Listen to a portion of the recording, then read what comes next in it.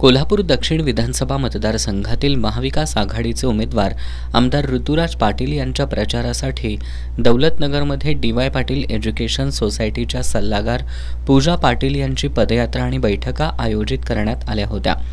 पदयात्रेत महिला मोठ्या संख्येने सहभागी झाल्या होत्या।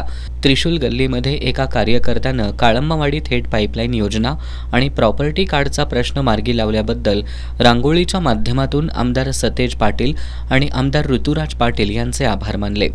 त्रिपुरारी पौर्णिमेनिमित्त अर्जुन मित्र मंडळानं या परिसरात फुलांच्या पायघड्या घालून आकर्षक दीपोत्सव सुद्धा साजरा केला। या ठिकाणी पूजा पाटील यांनी भेट दिली। बालाजी तरुण मंडळानं पुष्पवर्षाव करत पूजा पाटील यांचं जल्लोषात स्वागत केलं। यावेळी बोलताना पूजा पाटील यांनी दौलतनगरचा मतदार नेहमीच काँग्रेसच्या पाठीशी उभा राहिला असून याही पुढे तो पाठीशी राहील असा विश्वास व्यक्त केला।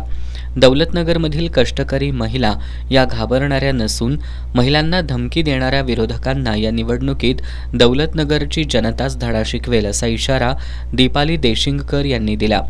प्रियदर्शनी जाधव यांनी यावेळी बोलताना भाजपच्या खोट्या आश्वासनाला बळी न पडता आमदार ऋतुराज पाटील यांना विजयी करा असं आवाहन केलं।